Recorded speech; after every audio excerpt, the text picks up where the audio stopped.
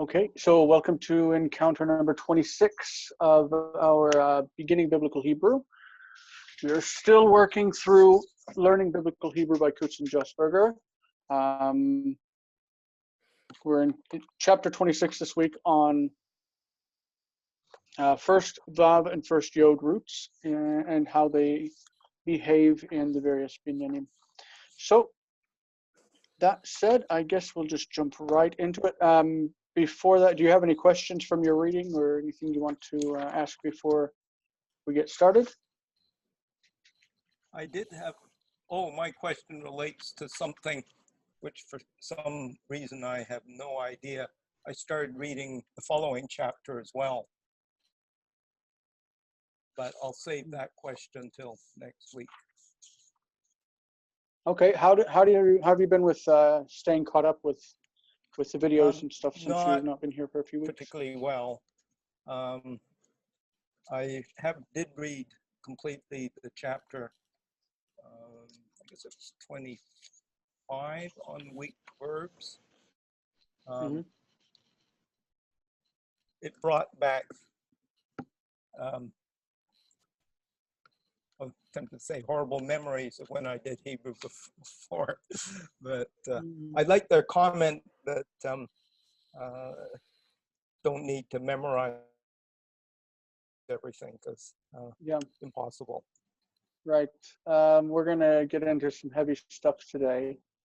I know you said that you printed out my blog entry on doubly weak verbs. Did you get to read it? What did you think of that? I printed it. I don't like reading things on the screen a great deal.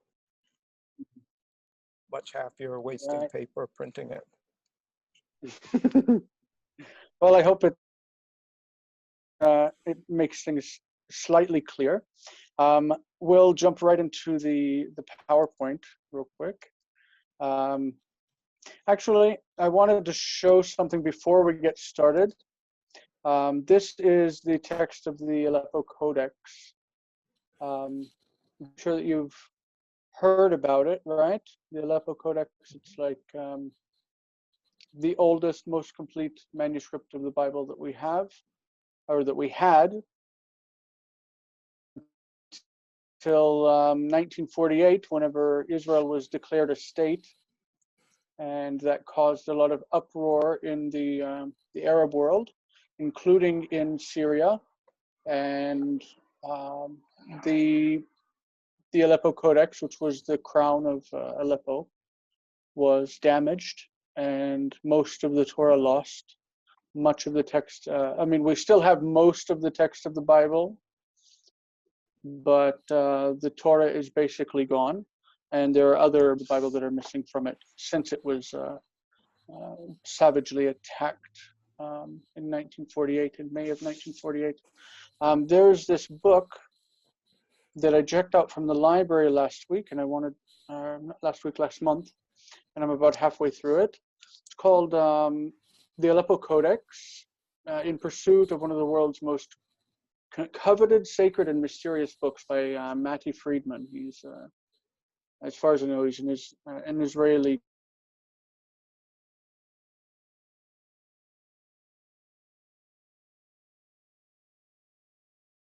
history and the background of the text and what it went through and how it was lost and damaged, and if there is hope for recovery of more of the text in the future. Really a fascinating read, and I wanted to recommend it before we got started today. Jason, I remember quite a few months ago now on the Biblical Hebrew forum, there was discussions about the printed versions, different editions of the Aleppo Codex, and I think they were all bound in nice leather, and I remember you got one, and I keep looking at them thinking, no, can't justify the cost, but I was sorely tempted. Every once in a while I still look at it on Amazon. Yeah, it's called the Jerusalem crown. I've got to bail for just a minute. The internet people are Okay. here to try to improve my internet. Okay, cool. Good luck. So it's called the Jerusalem crown. It's based on the Aleppo crown. The Aleppo Codex is called the crown. There were, I think they said there were 10 crowns that were originally written out by hand, and that they served as exemplar texts against which other copies of the Bible would be compared. And the Aleppo Codex was the most important of the crowns, and it's the text that Maimonides himself studied from and looked at when he was there in Aleppo. It's very, very, very important text. The Jerusalem crown isn't a direct copy because, like we said, the Torah is missing. So they based their version of the Torah on the text of the Leningrad Codex. So they filled in the holes of the Aleppo Codex, but they made the text to look like the Aleppo Codex, and it's really, really, really beautiful.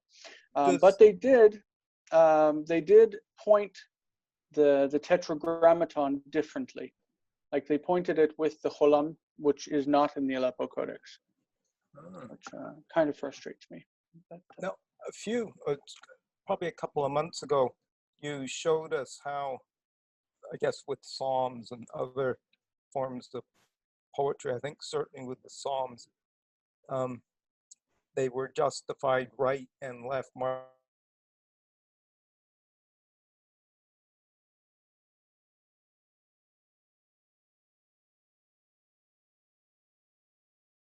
it does all versions of the actually, I think any Hebrew Bible that any standard edition of the Hebrew Bible is going to have this justification on right and left.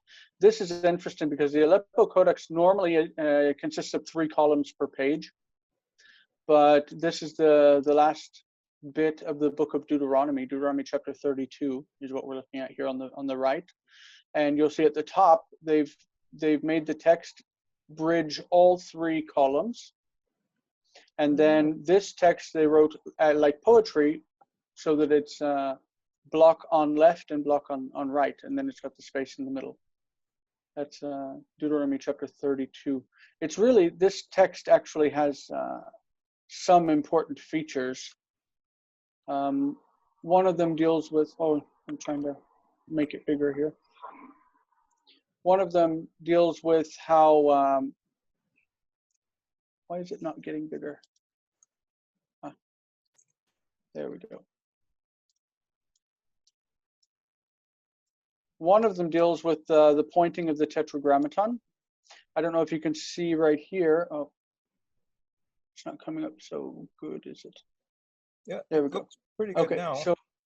So right here. Oh yeah. It has ha, like the word ha is the interrogative, like the question marker. Yeah. Le, and then what would be ye, va, like without the cholam, because the Aleppo Codex doesn't put the cholam, but it has le, like lamed with shva, and this leads to some argument about the original vocalization of the name. I don't want to get into it right now, but I just will say that that's an important feature of the Aleppo Codex right there. That's as far as the argument in the text. Another is this passage right here, Be'anchel elyon goyim va'afrido b'nei adam. This passage here is really interesting for the like the older poetic portions of the Torah. This is really a neat text right there that we could maybe talk about another time. But it has to do with a textual variant from the Septuagint, and kind of like what's going on behind this. It's like a verse and a half, almost 2 verses. That's right there. But anyway, we can talk about it another time. We do have so many things to cover today. I'm kind of disappointed that Ward's got to deal with his internet stuff right now, because we got some some heavy stuff to get into. We've been dealing with weak verbs, weak roots of different types in the last few weeks. Last week we dealt with third Vav and third Yod, which they act like they appear to be third Hey, and then whenever they go into other forms in the perfect, it changes back to Yod. So, excuse me, Bana becomes Baniti. Not Banati, but Baniti. It goes back to the E sound. And that's characteristic of third Vav or third Yod. We're going to see now what happens whenever the Yod or the Vav appears in the first position in a root. That doesn't look like it came up at all. I want you to see how pretty that is. The joy of first Vav and first Yod verbs, because we did write the doubly weak on the blog over there. Anyway, generalizations about Pei Vav and Pei Yod verbs. Pei Vav and Pei Yod means first Vav and first Yod. Pei is like Pa'al. Pei Ayin Lamed. Pei is the first radical, so we call it Pei Vav or Pei Yod. That's really the old nomenclature. It's normal now just to write one Vav, one Yod. Okay, so in the call imperfect, that's the future, right? First Vav and first Yod, drop the weak letter in most cases. Those that do not can be considered irregular. Okay, but we're just going to say that the ones that don't get rid of it, like Yitav, that's going to be considered an irregular. You're going to see that a lot of the forms of the word Yitav, like to be good, like it will be good, are irregular. They're odd. Thus, Yalda. Yalda means she gave birth or she bore. It becomes Teled. Teled in the future. She will give birth. Teled. It's like the Yod just drops out. Instead of Yalad, it's Teled. And if there were a masculine form, he will bear a child, it would be Yeled. Apparently the form does exist for the masculine, but it's very rare. He went down is Yarad, Yarad. And in the future it becomes Yered, Yered. He will go down. Yashav means he dwelt or he sat. And in the future, Yeshev, he will dwell. In all of these forms, that Yod actually disappears and it's replaced by Ye, because this is the personal, the personal suffix or prefix, reformative.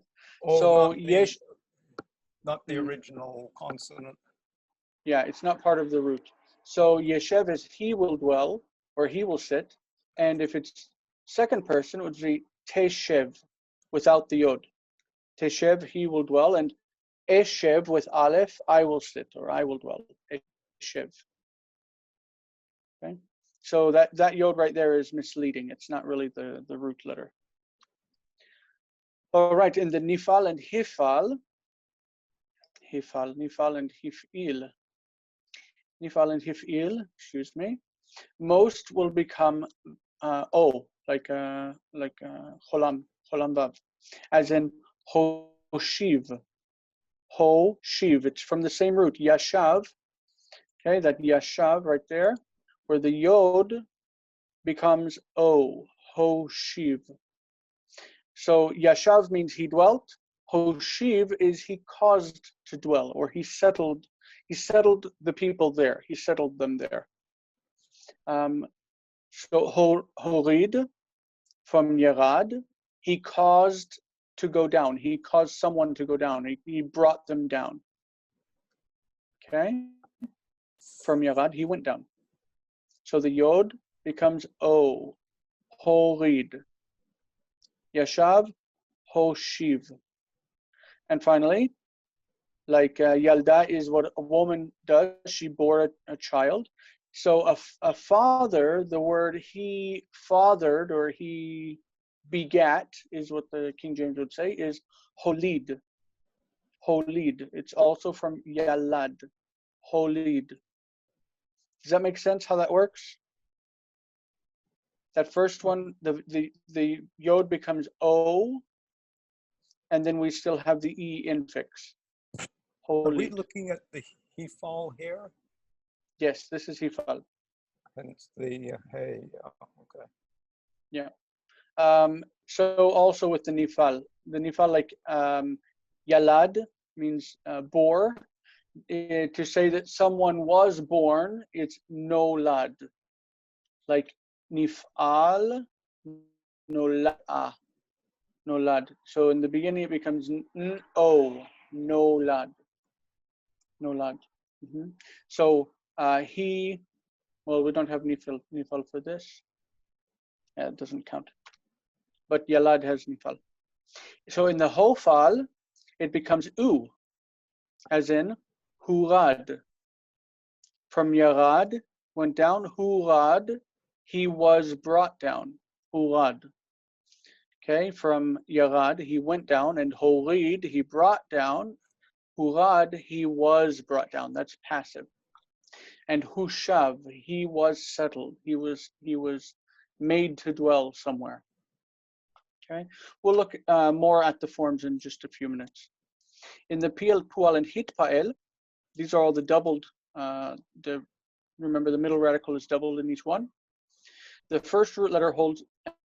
The first root letter holds a vowel and doesn't change. Thus, possible forms: Yishev, because this is a root letter. It holds a vowel. Yishev, Yushav, Pual, Yushav, and Hit Yashev, Hitpael, Hit Yashev. All it is just doubling the middle. Nothing. The Vav or Yod are basically not affected because they're not here like stuck at the end of a diphthong. They're actually holding a vowel of their own. So this first Vav, first Yod issue shows up in the Kal imperfect, because the perfect is like Yashav, Yashavti, Yashavta. There's no prefix, so it's not affected. The Nifal and Hifal, or Nifal and Hifil, excuse me, both have prefixes which cause the Vav or Yod to become O. And the Hofal has a prefix. It causes it to become U. And the Piel, Pual, and Hitpael have no effect. Okay? So that's, we've got here that it becomes Yeshev, Yered, Yelech. And here it's Yorid, Yolid, Yoshiv, and so on. That's basically how it's affected. So we're going to look at specific issues really quick. So observe the Nifal imperfect and infinitive construct. These are a bit different. The patterns are yikatel, we know this, yikatel, and lehikatel. Hikatel is the infinitive construct with the lamed prefix. And these hold true even when there's the vav in the first position. Thus, yivaled, the vav or yod becomes yivaled, he will be born. And lehivaled, it's the same exact pattern here. So the pattern is not affected, it's just treated as a consonant. Lehivaled, to be born. Yivaled, lehivaled. Okay? Yes. The word halach behaves like first yod root in the Kal imperfect. So we see yelech, like yered, and the other ones we saw there. Yeshev, yered, teled. These are first yod. The word halach behaves like first yod in the imperfect.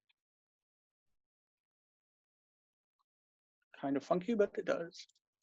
Some verbs take infinitive construct. Pardon? Is halak to walk? To go. To go. Halach, he went. Yelech, he will go.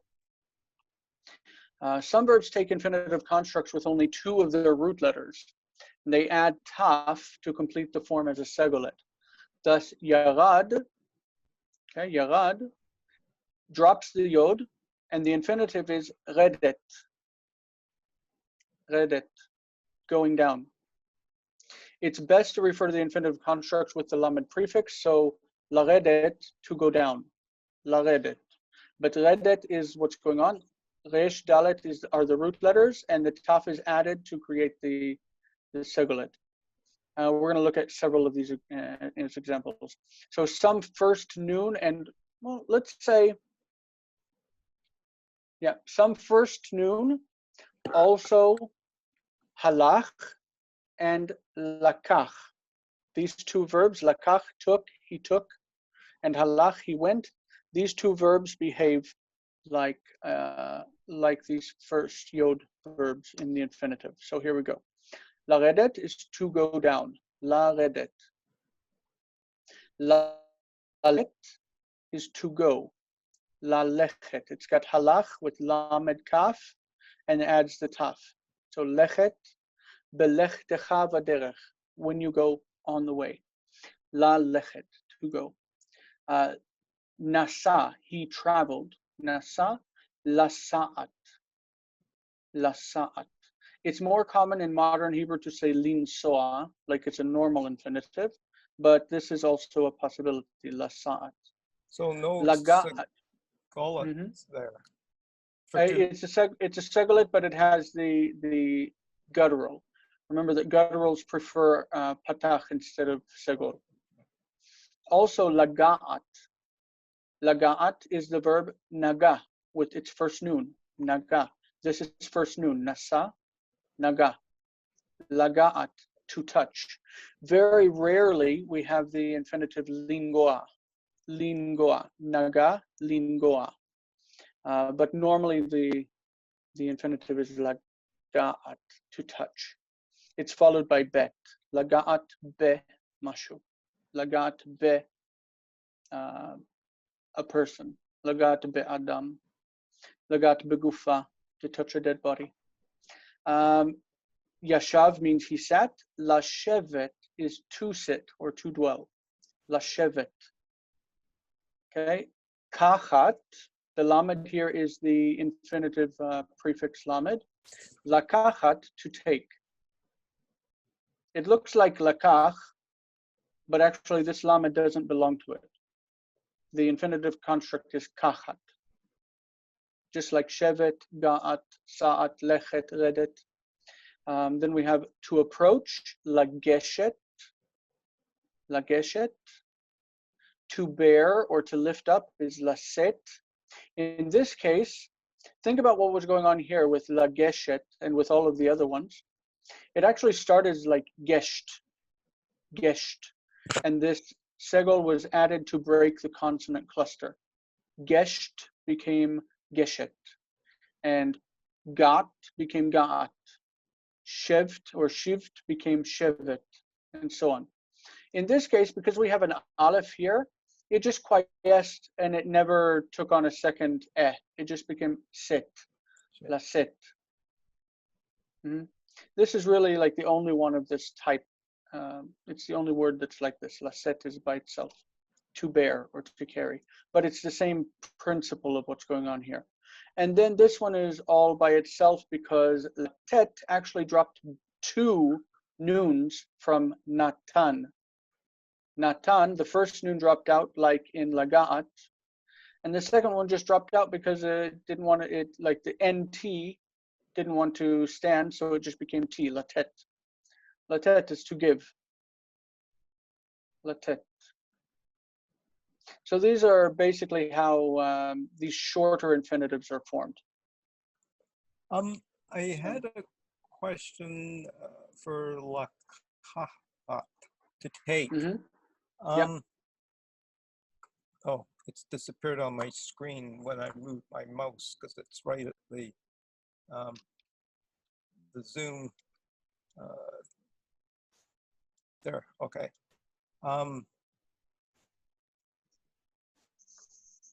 The het or hey, so this is a doubly weak verb, is it? Because there's a lost at the beginning. It's supposed to only be final, like third guttural. That's really the only designation it should have. For whatever reason, it behaves like a first yod. So just like yelech, it comes from halach. Okay, it drops the hey, yelech. So also this one drops the lamed, and the lamed assimilates into the kuf in the future. So the future is, instead of yilkach, it's yikach. Yikach. The lamed assimilates into the kaf, the kuf, excuse me. So yikach means he will take, and ani ekach, I will take. And so what happens here is basically it's behaving like a first yod. Okay. But technically it's only third guttural. That would be the only real designation. It's just behaving like first yod. Okay. Wow, Word is missing a lot. That's a lot of information. All right, so we are going to, that's all the information I really want to cover. We're going to look now at individual things, starting with parsing. So we're going to parse these first yod or first vav and look at how they appear in the different binyanim, and then we're going to make the forms ourselves, which is going to be more exciting. All right, so Hoshati. Hoshati. What does it look like? Hoshati. If we need to identify the stem, conjugation, person, gender, number, and then give the root and meaning. But it's probably the stem, a yod. The stem would be like kal, piel, pual, nifal, right. Okay. hefil. Sorry. Mm-hmm. Not the root.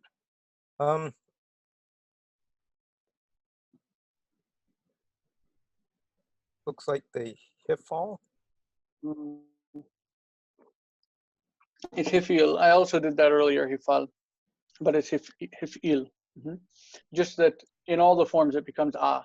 So it's may as well call it hifal, but it's hifil because that's the third masculine singular. Okay, so it's hifil, yes. Mm-hmm. Conjugation. Imperfect. Conjunction is, yeah. Mm-hmm. This is not imperfect because it has a suffix. The suffix construction is the perfect. This prefix is the hifil hey, so there's no prefix, and there's only the suffix, so it's perfect. So that'll be second masculine singular. Where's my memory? What is T? Sorry? Like alachti, asiti, achalti, T.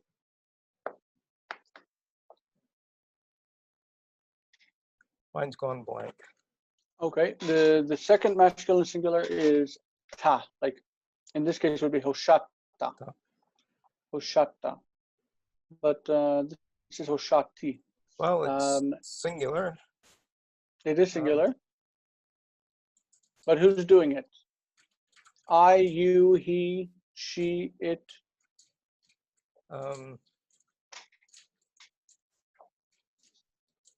The first person. First person. Okay, so it's one CS. Okay, so hoshati, it's hifil, perfect, one CS. What's the root? We're dealing with first yod or first vav, right? So it'd be probably a first yod.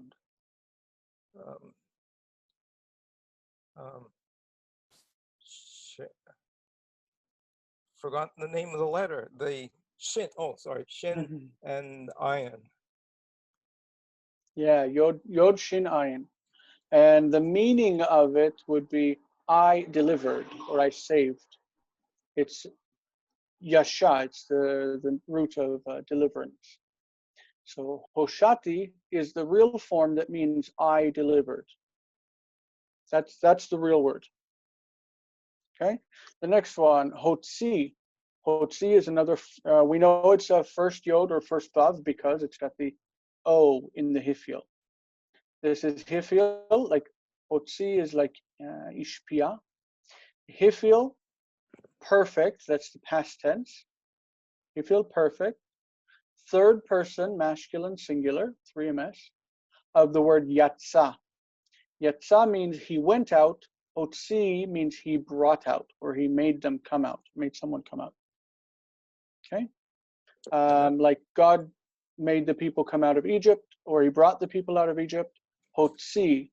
Hashem hotzi et amo mi Mitzrayim. And that's a quiescent aleph at the end. Yeah, the aleph is useless. Also here it's useless. Quiescent aleph. What is this one here? It's similar to what we just looked at, but it's got a couple of additions.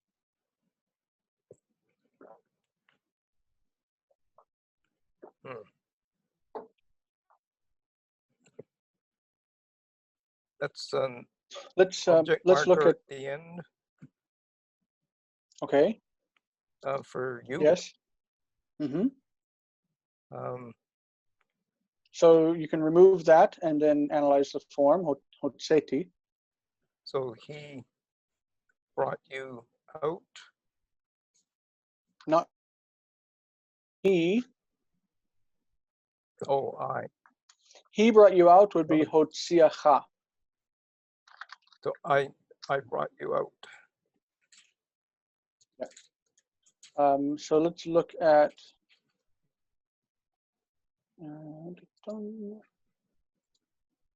this is Exodus.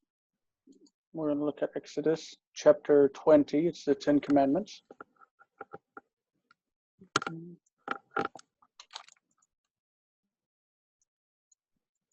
Okay, Exodus chapter 20. וידבר אלוהים את כל הדברים האלה לאמור, אנוכי אדוני אלוהיך, אשר הוצאתיך מארץ מצרים, מבית עבדים. לא יהיה לך אלוהים אחרים על פניי. This word here, הוצאתיך, that's the one we're looking at. It means, I brought out you. I brought you out. I made you come out. From the land of Egypt? I, the Lord your God, I am the Lord your God, who brought you out from the land of Egypt, from the house of slaves. You will not have other gods in my face. Don't have other gods before me or in my presence. Okay, so hotseiticha. Hotseiticha, I brought you out. All right. Hurad. Hurad is from Yarad. Okay. This is hufal or hofal. Hurad. Okay, it's rad is the root, go down. Hurad. This is hufal, perfect, third masculine singular of Yarad, meaning he was brought down. Like Horid is he brought down, and Hurad he was brought down.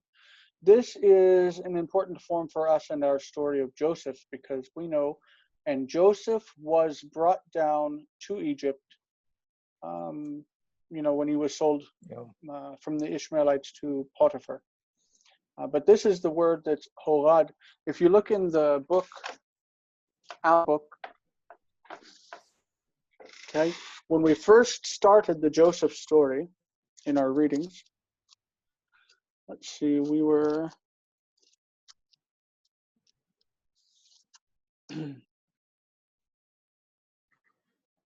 when we first started the Joseph story and he was sold down into Egypt, they changed the words. They changed the words in the Bible, like in the story. Oh, they simplified things for us. If you look at page 97 in your reader,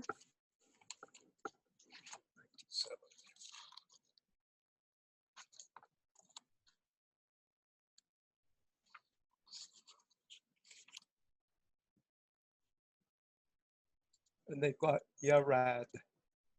Yeah, Yarad. Okay, so let's look at the actual Bible. This is Genesis right here, Genesis chapter 39, verse 1. Yosef hurad mitzrayma. Okay, do you see what they changed it to? Joseph went down to Egypt, but the text of the Bible says Joseph was brought down. to Egypt. It doesn't say he went down, but he was brought down. They simplified it. But now we're at the point where we don't need to have the text simplified for us. We can just read it as it is. I actually posted it here, so you'd see it.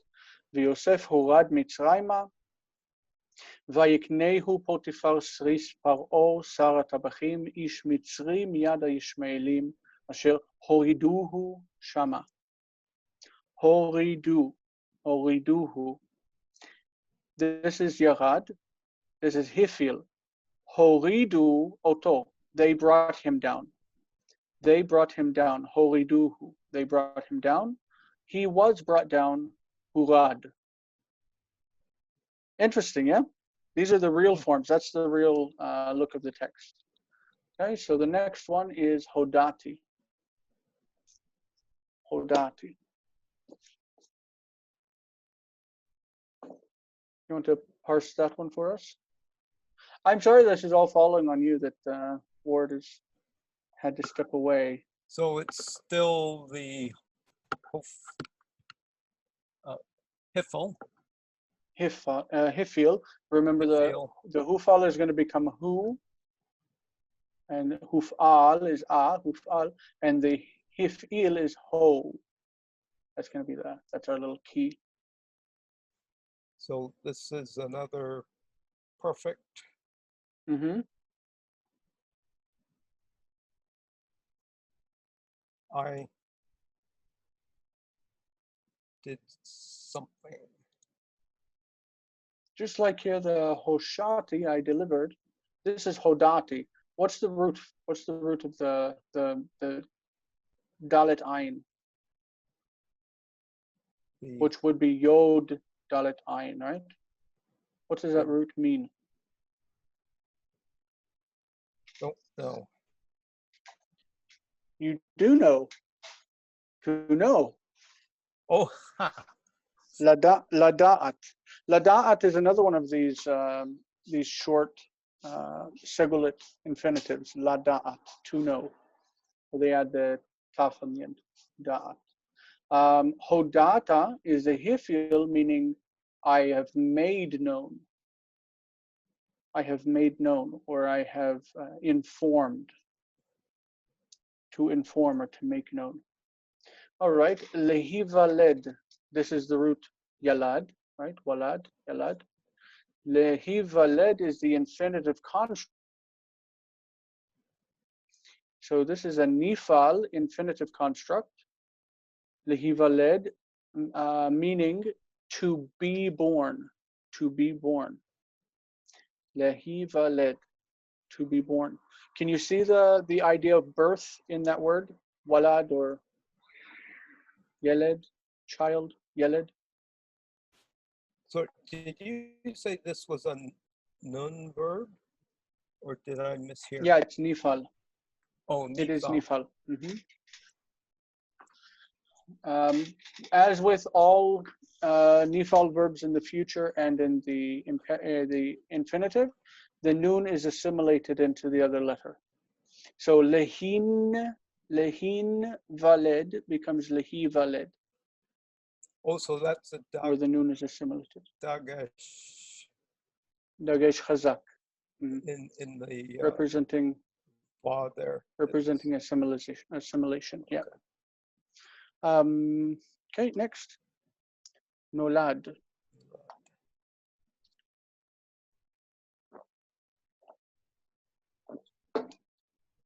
I'm going to see if Jonathan doesn't mind joining us so that we can take some of the pressure off of you.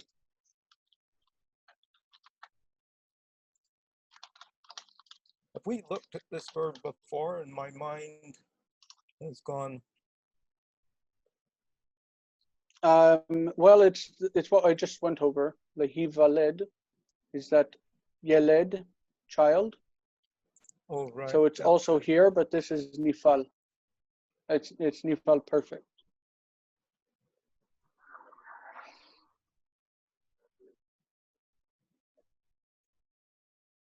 You want to break it down?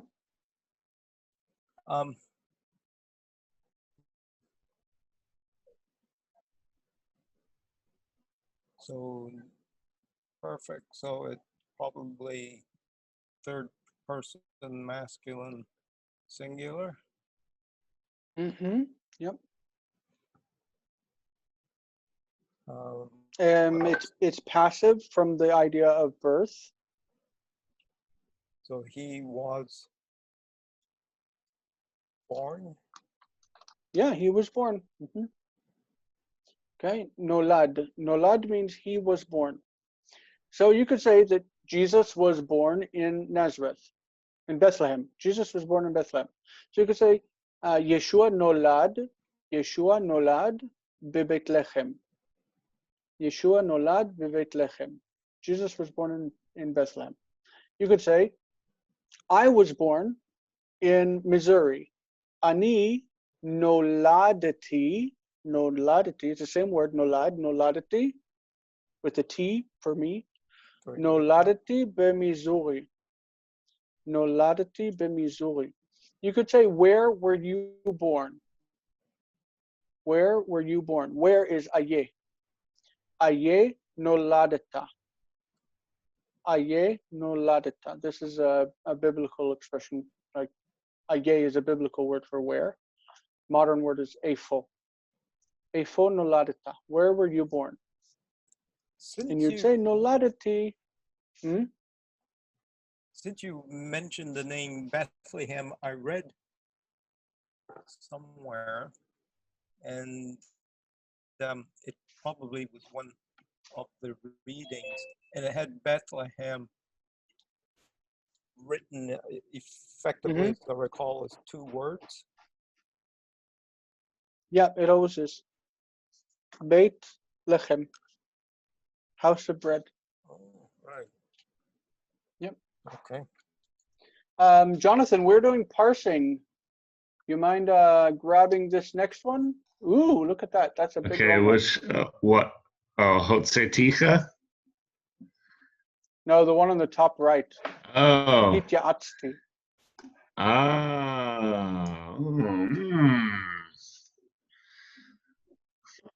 We just did nolad. Nolad, he was born in the Nifal, and lehiva led to be born. And so we were saying that we can say aye noladeta. Where were you born? Efo noladeta. Okay. You could say noladeti. I was born noladeti b'Missouri. I was born in Missouri. Okay. Well, hityaatsti. I don't know if I've ever seen this verb in my life. Hit. What do you think it's from?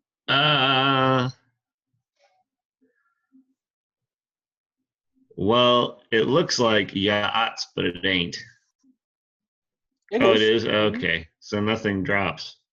Okay.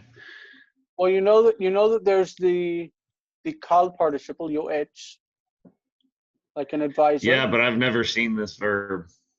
So that's new for me. So a hit. So at least in modern Hebrew, we have the PL. We have yiatzti. Yiatzti means I gave him advice. Okay. Yeah. Yeah. So this one is basically the idea of receiving advice, getting advice. Yes. So a hit pa'el perfect first common singular from Yod, Ayin, Tzadeh. Yep. Right. Meaning I sought someone's counsel. I got advice from someone. I advised myself. Not really, but all right. Word, we're doing parsing. We've looked at a lot of stuff since you've been gone. A lot. Since you've been gone. So sorry. Basically, we looked at the hifil and the specifically the hifil and the nifal of first yod and first vav roots, and it's a lot of information. So let's see if maybe you recognize from your reading this form right here, if you could parse it. Stem, conjugation, person, gender, number, root, and gloss or translation. Hotzeti.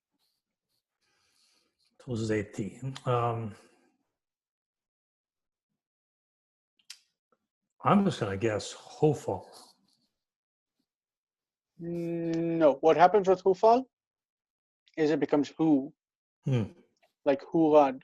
Hurad, from yarad, he went down. Hurad, he was brought down. Right? So we're going to see with hufal it becomes hu, but with hifil it becomes ho. Okay. Okay. So I commanded? I'm not sure how you would do it, but it would be I something about commanded. This verb is came out, yatsa. Yatsa. Sa. So the hifil is not came out, but brought out. It's like I made something else come out. Okay. Yeah. Hotseti, I brought out. We looked a few minutes ago before while you were away. We looked at Hotseticha from Exodus chapter 20, the 10 Commandments. I am the Lord your God who brought you out of the land of Egypt. Hotseticha, brought you out. Hotsi, he brought someone out. He brought them out. Hotseti, I brought them out. Okay. All right. John, you want to grab this one? Hooks up and new. Perfect. Hifl. Hifil perfect. Third. Looks like Nope. third The person plural. third person, the new. No. It's like anachnu, nu. Anachnu, we, first person. Okay. Mm-hmm. So we what's the root? be yod samach pei. Yep, yod samech pei, which yasaf, like Joseph, Yosef. What's the? Do you know what the meaning of the root is? The general meaning of the root? No. It means adding or more. So Did you hosafnu. Did you say adding? Yeah, to add. So Lehosif, to add. we cause to be added. Yeah, it's just we added. We made more. We did more. Yeah. So if you have two and you add two, you say lo sif. Or I have a pile of things and I put two more on top of it, and mosif al arima. I add on top of the pile. Mosif. That's the present participle. Mosif. Okay. Then we've got Hoshiva. Hoshiv is it's hifil. We see the e. The o is what happens there. Hoshiv is from yashav. Yashav means he sat, and Hoshiv means he seated, or he caused someone to dwell, because yashav also means he dwelt.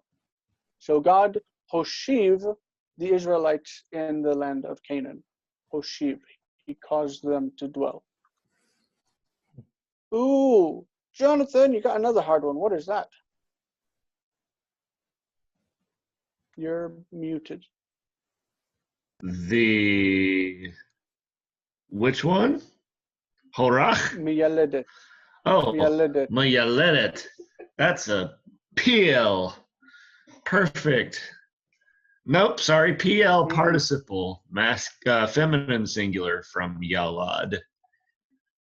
Yeah. Or from Yod, Lamed, and Dalet. Sorry, Jason. Old habit. We trying to say that that Yalad, which is a real word, so it's okay to say that we tend to say that Yalad doesn't come up in the PL, right? Like we don't say Yiled or Yilda. We don't use a PL, but in the participle it does. The participle this really does exist. Miyaledet. This is a midwife, someone that helps a woman have a baby. The idea is that they make birth easier, right? They say breathe, breathe, and they bring the towels and the midwife. This is a noun. It's a participle that's used as a noun, a midwife, miyaledet. Okay. I brought it up just because we talked before about roots that don't really have kal forms, but they do have kal participles, like lochem, right? Well, this one has a pl participle. Horidu. Ward, you want to grab that one real quick? Horidu. I don't see where we are. Right here. Oh. Horidu. Mm-hmm. So that would be a hifel? Hifil, yeah. Yep. And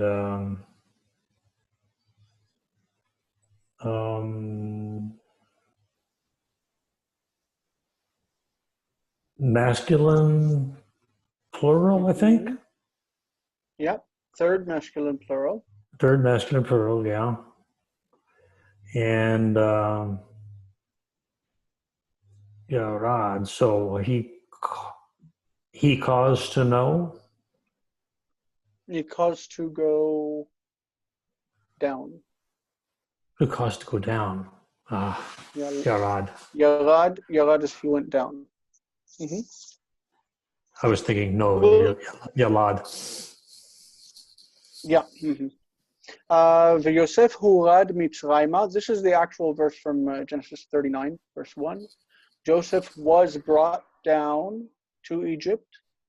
Vayiknehu Potiphar, Sris Paro, Sarat Avachim, Ish Mitzri, Miyad HaIshmaelim, Asher Horiduhu Shama. Horiduhu, they brought him down there. So Joseph was brought down to Egypt, and it says, and he sold him. I don't know who the he is. He sold him. Potiphar, he purchased him, excuse me. Now I've got it backwards. Liknot, to purchase. So Potiphar, Pharaoh's officer, purchased him. The chief cook, an Egyptian man, from the hand of the Ishmaelites, who brought him down there. So Horidu, they brought down Horidu. Horiduhu, they brought him down. Hurad, he was brought down. Now we actually see the real forms of the verbs as they appear in the verse, and don't need to have the verses changed for us like the authors did in the beginning. This is something that I was kind of ambitious about. I do want to come back to this, but I think we'll skip it for now because I know that John's going to need to be going pretty soon, and I'd like to get through some of the book of Jonah before we have to lose him, and we'll come back and go over some of the things that we missed while you were away. Ward, did they fix your internet, by the way? Well, we're in the first step of fixing the internet. Turns out the internet where we're living now, the houses we're at, is ancient. That's the technical term they used. I don't think the internet could be ancient anywhere because it's not an ancient. Relative. So I'm going to have to take the phone lines. I bet you, or the cable line is probably old. That's what. Yeah. So I made a deal. I think I'm going to dig a trench, about a 320-foot trench, to extend the internet trunk up onto our land, and then it'll be 155 feet to the house and 75 to the other. So I got some trenching ahead of me in the next few days. That's a big trench. Work. Yeah. Mm-hmm. That's what? That's a big trench, or a long trench. Gives a whole new meaning to being in the trenches. Well, luckily that'll be about a 3-hour job, though. It won't be hard. I assume you have some kind of tractor or something. Okay.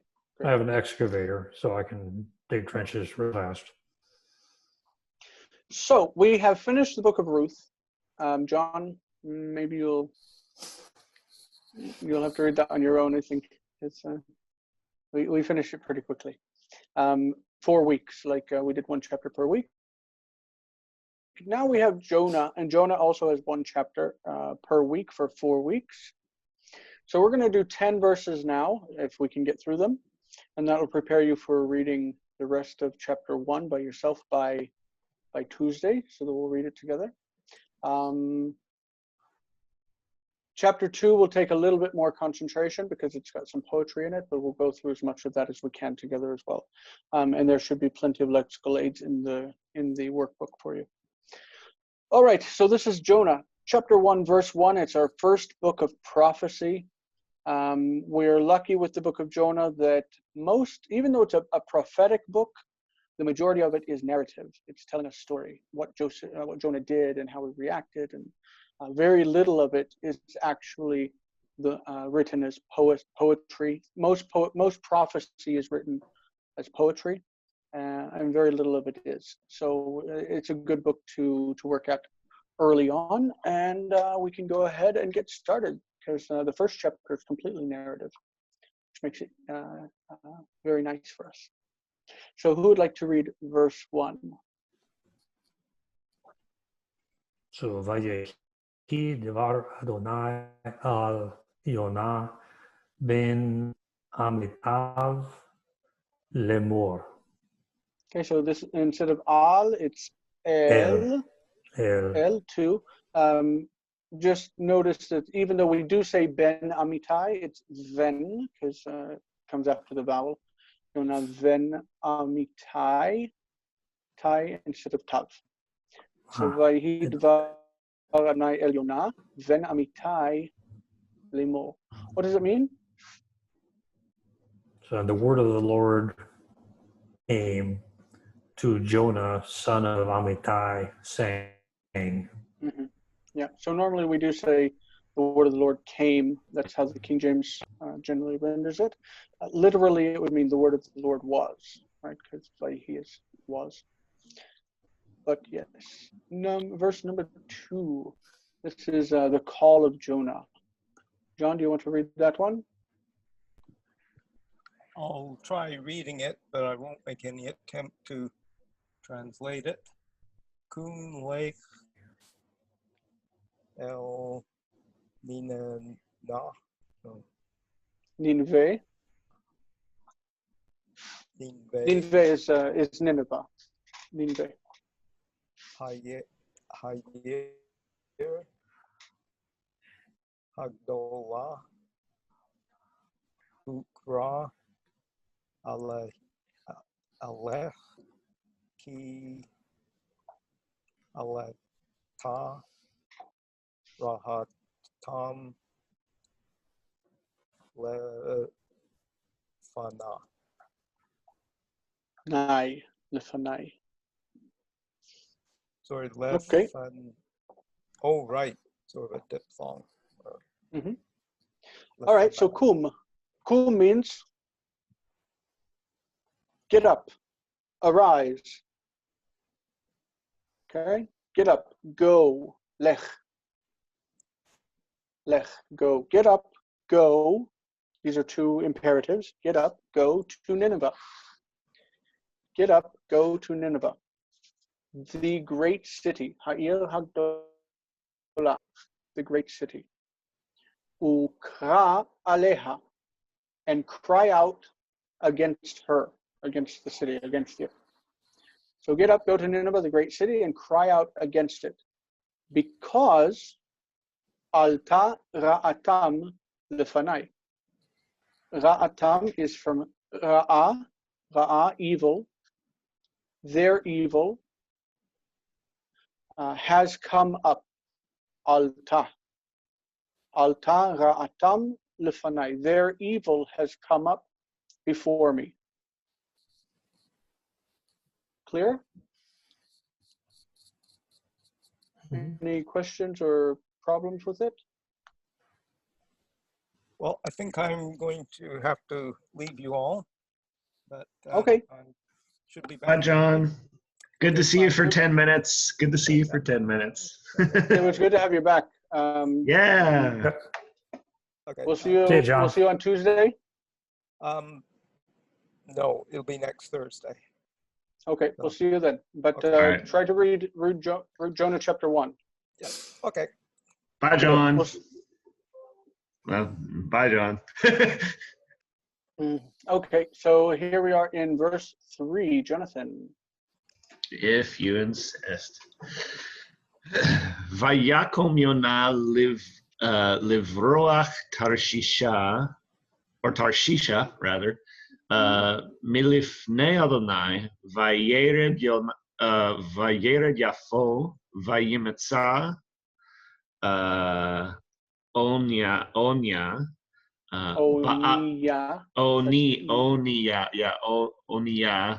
Ba'a Tarshish, Vayiten Shech, is it Sicharacha? Yeah, Sachar is wage. Yeah.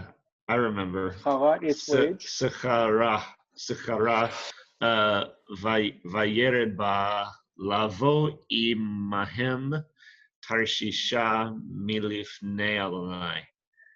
That's going to be the same as the first one, Tarshisha. Tarshisha. Mm-hmm. So Jonah got up to flee to Tarshish from before Yahweh, and he went down. There's our Yarad verb. He went down. Well, I guess he went down to Joppa, but there's no preposition or locative on it. Mm-hmm. And he found a boat coming toward. It's interesting. It's lacking the articles or the locatives in some places, but not other places. Coming towards Tarshish, and he paid or he gave its fare, and he went down to it or in it. Yeah. Coming with them. Lavo. To come with them to Tarshish. There's the locative. From before Yahweh. Okay, so this is an infinitive of purpose or intent. Right. Why did he go down? He came down with the intent to come with them to Tarshish. Va'adonai heitil ruach gdola el hayam, vayihi sa'ar gadol bayam, ve'ha'oniya chishva lishaver. Okay, so the Lord, or Yahweh, cast a strong wind, a great wind, unto the sea. Means that he caused a great wind to blow on the sea, right? And there was a great storm on the sea, a tempest. And the boat was thought to be about to break, like they were afraid it was going to break into pieces. Lishaver. This is in the nif'al infinitive. Lehi shaver, to be broken. Right? Nishbar, lehi shaver. All right. Wow, Ward, you got a long one. Lucky Ward. Yep. Vayiru ha malachim vayizku ish el vayizku, right? Ish al Elohav. We had this one before in the last verse. Not Elohav. al, but el. Elohav. Elohav. Elohav. To their gods, or each to his god. Vayetolu.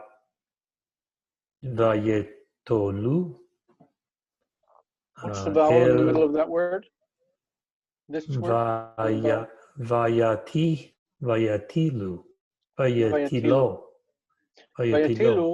Vayatilo is a hifil. It's vav consecutive hifil. It's the same word that we saw in the previous verse. Hold on. This one here, hetil. Hetil, he cast. To cast or to throw. Hetil. So this one, vayatilu, is the vav consecutive. It's the same word. They cast. Vayatilu et הכלים אשר is that ba'o, right? Baonia? Baonia. El hayom. Hayam. Not yom, but yam. Hayam, the sea, hayam. Lihakem, hihakel. Me'alechem. Me'alehem. Me'alehem. Vayona varad el yarkate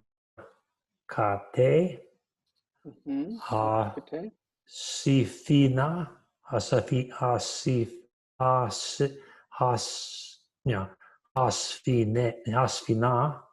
Asfina, yep. Vayos kal Vayish. Vayishkav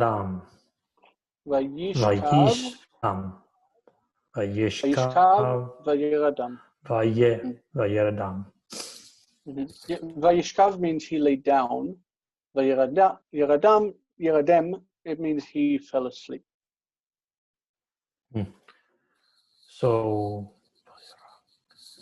that is fear there, right? And they were afraid. And I don't know this word, but I'm guessing that this is the people on the ship, the mariners, something like that. Yeah, the sailors. So we have 3 words that have similar. Oh, we have 4 words that sound similar. We have melech. Melech is king. We have melach. Melach is salt. We have malach, which is this one. Malach means sailor.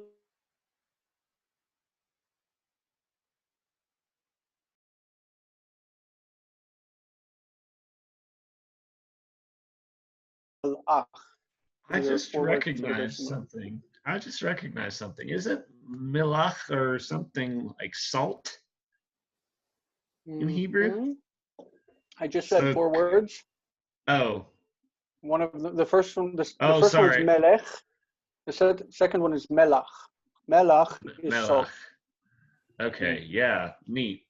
I'm sorry, I wasn't paying attention. I was thinking about my own thoughts. That's salt water. Cool. I don't know the next verb. Za'ak. Za'ak. Cried out. Each man cried out to his God. Vayotilu. Vayatilu. And they cast. That's hitil. Et hakil. That must be lots. Guess the story. Actually, if it's lots, you don't cast lots. You drop lots in Hebrew. That is nafal, to fall. You use the hifil and you say hepilu. Hepilu goralot. They cast lots. But in this case, kelim are like in the house. Kelim are like cups and plates and all of the dishes. But on a boat or whatever, it's going to be vessels, like things that have stuff inside of them. Yeah, and they threw the vessels into the sea.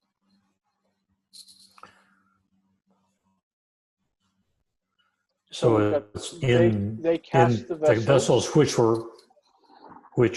were in the boat to the sea. Yeah, in this case, into the sea, right? Cast them into the sea. And then this is another infinitive of purpose or intention. Why did they throw the vessels into the water?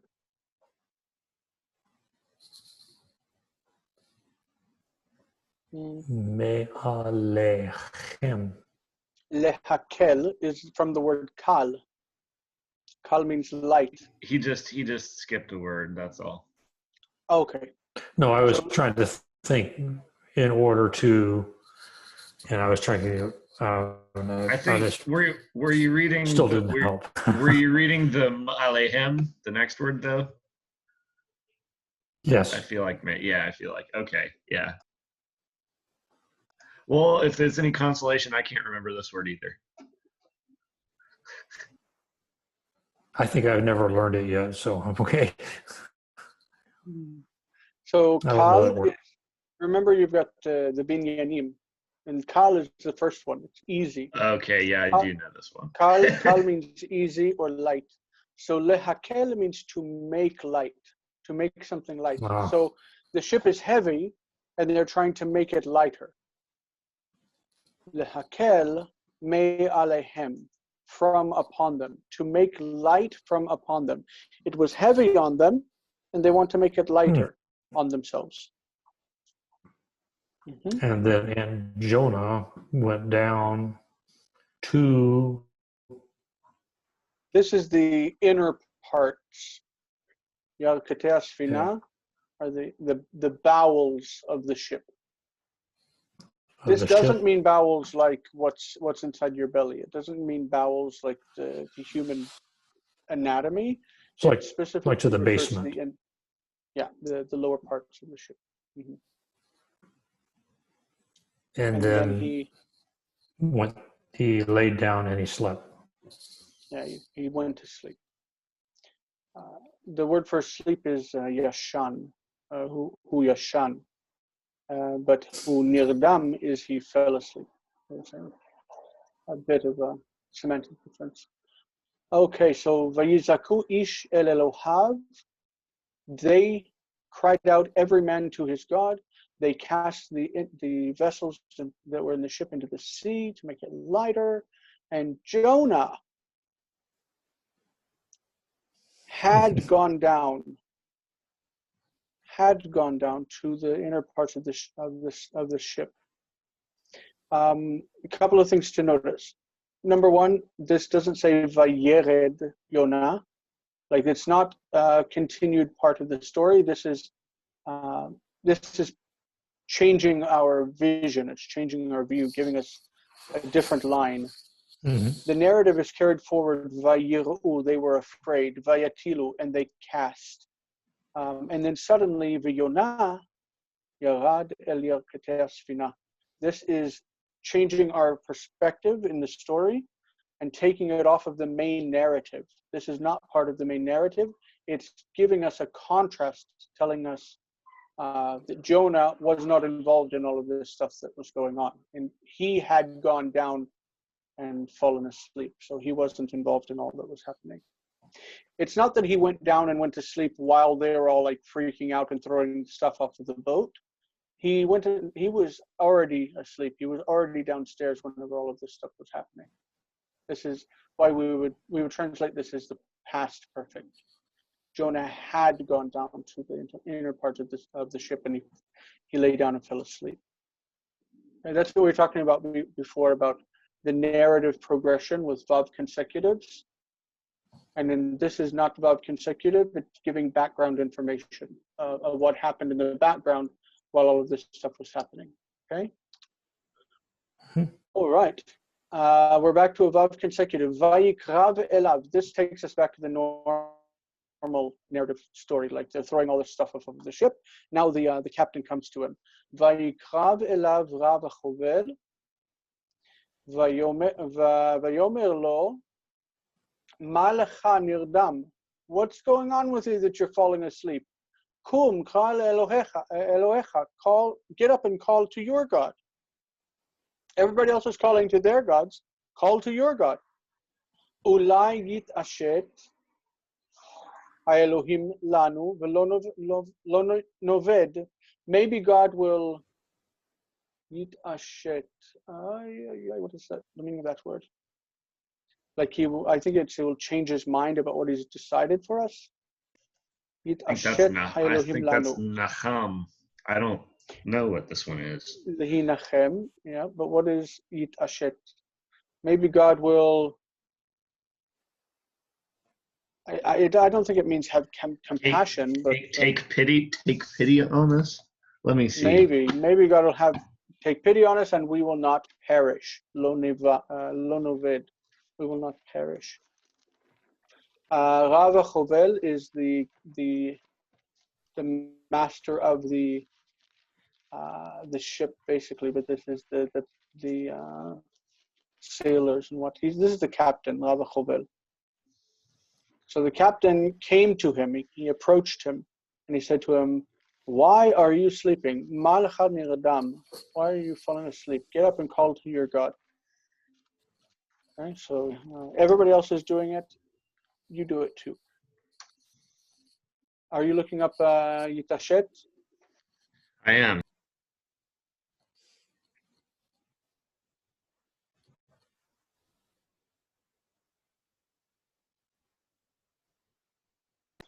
It is from Ashat, Aleph Shin Tav, meaning to recollect, bear in mind, or think. But it's Hitba'el. Yep. So maybe God will take us into consideration. Anyway, go ahead and read verse 7. Okay. So Vayomer Ish El Re'ehu Lachu. Oh, sorry. Vayomeru Ish El Re'ehu Lachu V'Napila Goralot. Napila Goralot. There's our lot. V'Ned'a B'Shelma sorry, I need to slow down. B'Shelmi Hara'a Hazot Lanu. Vayapilu Goralot.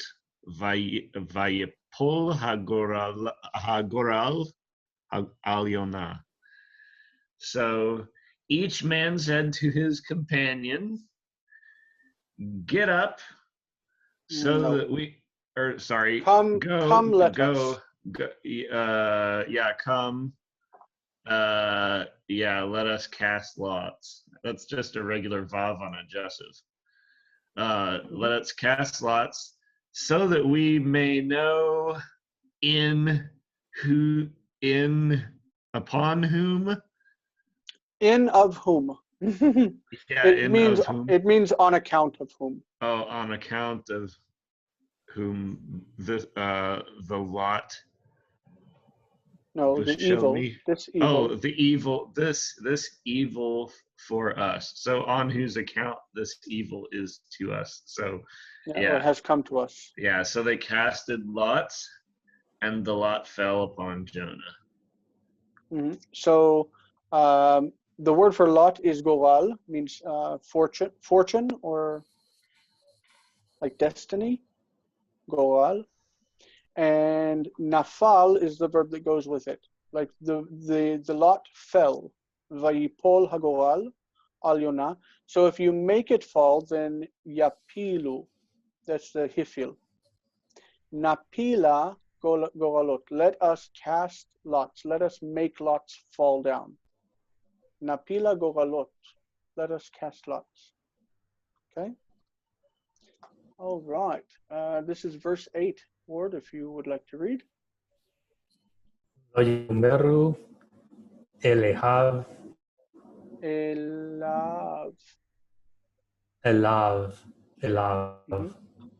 Vayomeru Elav Hagida na lanu be'asher lemi hara'a hazo lanu. This ba asher lemi is exactly the same as the previous verse be shelemi, where she means asher. Be shelemi, did you see it? Be shelemi. This word? Be shelemi is the exact same expression as ba asher lemi. That's the same expression. So on account of whom? Hara'ah hazot lanu ma mel. So the Aleph is Mm-hmm. Melachtecha. Ma melachtecha. Umea. Melach. Mm-hmm.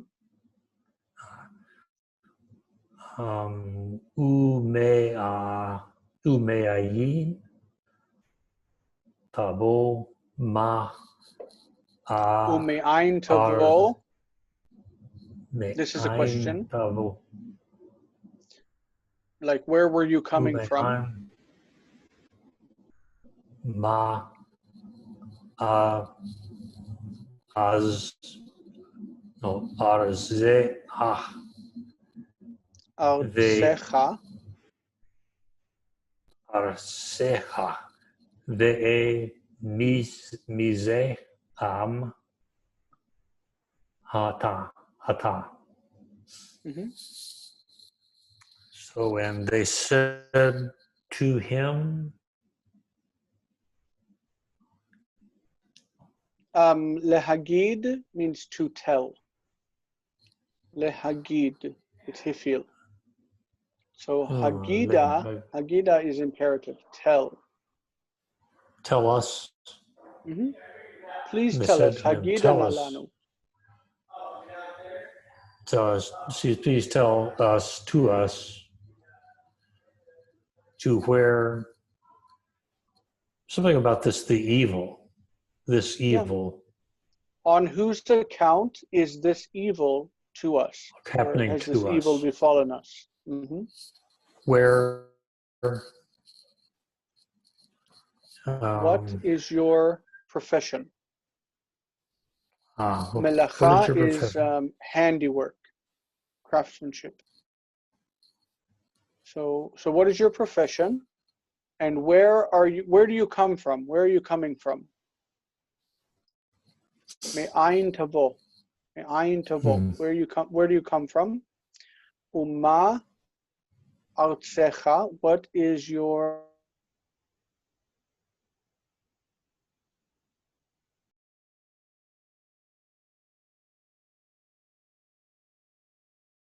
this? We would say U mi eze am ata. And from which people are you? In other words, what people do you belong to? Yeah. The wording here is kind of weird, but the idea is they're trying to make him identify himself. Okay. All right. I think this one's mine. Yeah. Verse 9. Vayomer alehem, he said to them, Ivri anochi. Ivri anochi. A Hebrew am I. A Hebrew am I. Ve'et Adonai Elohei Hashamayim. Ve'et Adonai Elohei Hashamayim ani yareh. I fear Yahweh, the God of heaven. Asher asa et hayam ve'et hayabasha. So he doesn't fear Neptune, the God of the sea. He fears Yahweh, the God of heaven, who made both the sea and the dry land. He made both of them. He's not the God of the sea. He's not the God of a certain place. He made everything. Okay, and then we have verse 10. This is the last of our verses. Jonathan, you want to read this one? Sure. I grabbed dinner. So vayir'u ha'anashim yir'a gadola vayomru elav ma zot asita ki yad'u ha'anashim ki milifnei Adonai hu boreach ki higid lahem. So the men feared a great fear, and they said to him, "What have you done that what is this you've done? Yeah, what is this you have done? Yeah, what is this you have done that the men know?" No, that's the whole sentence. What is this you've done? For the men know that. For the men knew that from before God he was fleeing, for that he declared to them. Because he had told Because them. he had told, okay. Yeah. So the men were greatly afraid. They said to him, "What is this you've done?" Because the men knew that he was running away from the presence of God, because he had told them. All right, and that's the end of our session. I would like, Ward, if you don't mind hanging out a little bit after we close the recording, just so we can go through the material that you missed, so that we can close it up before you go. Okay. Any questions about anything that we went over, of what you saw, or from the reading?